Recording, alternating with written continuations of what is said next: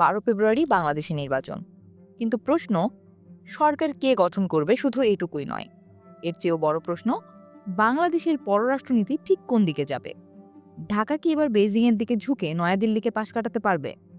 2024 সালের গণ অভ্যুত্থানের মাধ্যমে শেখ হাসিনার পতনের পর বাংলাদেশের রাজনীতিতে বড় পরিবর্তন আসে।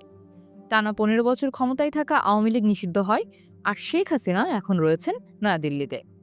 এই পরিবর্তনের পর থেকে বাংলাদেশে চীনের প্রভাব বাড়ছে খুব দ্রুত।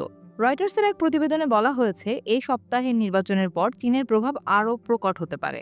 চীন ইতোমধ্যে ঢাকায় বিনিয়োগ ও কূটনৈতিক তৎপরতা জোরদার করেছে। বাংলাদেশ ভারত সীমান্তের কাছে চীনের ড্রোন কারখানা নির্মাণে প্রতিরক্ষা চুক্তি করেছে। কয়েক বিলিয়ন ডলারের অবকাঠামো প্রকল্প নিয়ে আলোচনা চলছে। চীনা রাষ্ট্রদূত ইয়াও ওয়েন ঘন ঘন বৈঠক করছেন রাজনীতিবিদ, কর্মকর্তা, সাংবাদিক সবার সঙ্গে।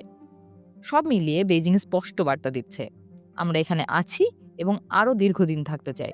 অন্যদিকে ঢাকা দিল্লি সম্পর্ক এখন সবচেয়ে খারাপ সময় পার করছে।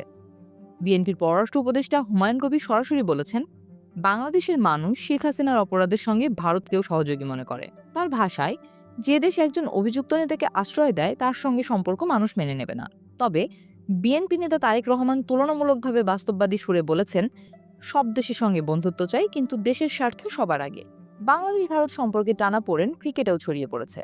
বাংলাদেশি বোলার মুস্তাফিজকে আইপিএল থেকে বাদ দেওয়ার পর এই দ্বন্দ্বের শুরু হয়। এর জেরে বাংলাদেশে আইপিএল সম্প্রচার নিষিদ্ধ করা হয়েছে। পরে ভারতে বিশ্বকাপের ম্যাচ খেলতে অস্বীকৃতি জানায় বাংলাদেশ। শেষ পর্যন্ত পরিস্থিতি এতটাই খারাপ হয় যে বাংলাদেশ পুরো টুর্নামেন্ট থেকেই বাদ পড়ে। এসবের মধ্যেই বাংলাদেশ ভারত ভিসা সীমিত হয়েছে, উচ্চ পর্যায়ের বৈঠকও প্রায় বন্ধ। জাতিসংঘের প্রতিবেদনে বলা হয়েছে, 2024 সালের দমন অভিযানে সর্বোচ্চ 1400 মানুষ নিহত হন। এই দমনপীড়নের অভিযোগে শেখ হাসিনাকে মৃত্যুদণ্ড দিয়েছেন আদালত। এ পরিস্থিতিতে অন্তর্বর্তী সরকার বারবার শেখ হাসিনাকে ফেরত চেয়েছে। হাসিনা অভিযোগ অস্বীকার করলেও এই ইস্যু ভারত বাংলাদেশ সম্পর্কে বড় বাধা হয়ে আছে। নির্বাচনের আগে বিএনপি ও জামাত একে অপরকে বিদেশি শক্তির দালাল বলছে। জামাত বলছে বিএনপি ভারতের ঘনিষ্ঠ, আর বিএনপি বলছে জামাত পাকিস্তানপন্থী। এক সমাবেশে বিএনপির শীর্ষ নেতা তারেক রহমান বলেছিলেন, না দিল্লি না পিন্ডি, সবকিছুর আগে বাংলাদেশ। এই বক্তব্যে স্পষ্ট, জাতীয়তাবাদ এখন বড় রাজনৈতিক হাতিয়ার। চীন 1 দশকেরও বেশি সময় ধরে বাংলাদেশের সবচেয়ে বড় বাণিজ্যিক অংশীদার।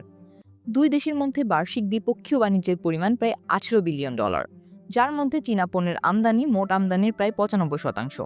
শেখ হাসিনার পতনের পর চীনা কোম্পানিগুলো শত শত মিলিয়ন ডলার বিনিয়োগ করেছে। বিশ্লেষকদের মতে, আমেরিকার সম্পৃক্ততা কমে যাওয়া ও বৈশ্বিক বাণিজ্যিক যুদ্ধ চীনকে আরও আকর্ষণীয় করেছে। ঢাকা বিশ্ববিদ্যালয়ের অধ্যাপক লাইলুফার ইয়াসমিন বলেন, বাংলাদেশে চীন দরকার, কিন্তু ভারতকেও দরকার। কারণ 3 দিকেই ভারত। বাণিজ্য, ট্রানজিট, নিরাপত্তা সবকিছুর সঙ্গে ভারত জড়িত, ও সীমান্ত ব্যবস্থাপনায় দুই দেশের পারস্পরিক নির্ভরতা। এমনকি রাজনৈতিক টানাপোড়েনের মধ্যেও ভারত বাংলাদেশের বাণিজ্য এখনও প্রায় 13.5 বিলিয়ন ডলারের। জেনজি সমর্থিত ন্যাশনাল সিটিজেন পার্টি ভারতের বিষয়ে কঠোর। নাহিদ ইসলাম বলেন, এটা শুধু নির্বাচনী কথা নয়, নয়াদিল্লির আধিপত্য তরুণদের কাছে বড় ইস্যু। এই মনোভাবই হয়তো ভবিষ্যৎ নীতির ইঙ্গিত দিচ্ছে। তাহলে শুরুর প্রশ্নটা আবার করি, বাংলাদেশ কি চীনের দিকে ঝুঁকে ভারতকে উপেক্ষা করতে পারবে? সংক্ষিপ্ত উত্তর, পুরোপুরি না। কিন্তু এটুকু নিশ্চিত, আগামী সরকার যে গঠন করুক, বাংলাদেশ আগের মতো একতরফা নীতিতে থাকবে না। এবারের রাজনীতি হবে আরও হিসেবি, আরও বহুমুখী, আরও বাস্তববাদী।